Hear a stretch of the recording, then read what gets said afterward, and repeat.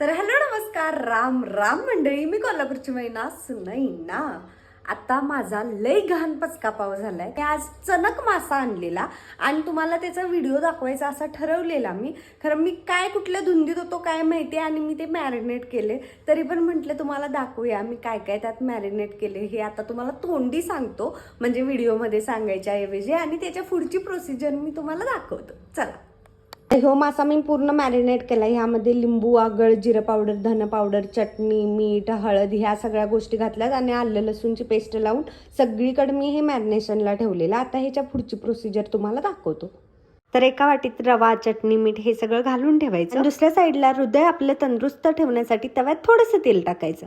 गरम तव्यात हा चणक मासा शालो फ्राय करून घ्यायचा आणि दुसऱ्या साईडला रव्यात मासा बुडवून त्याला पूर्ण थना नाचूपर्यंत तेलात तळायचा. आणि हे सगळं करायच्या आधी मेन गोष्ट ती करायची ती म्हणजे मस्त अशी गरम गरम भाकरी. त्यानंतर असं ताट तयार करून हान की बडव असं हाणायचं म्हणजे खायचं.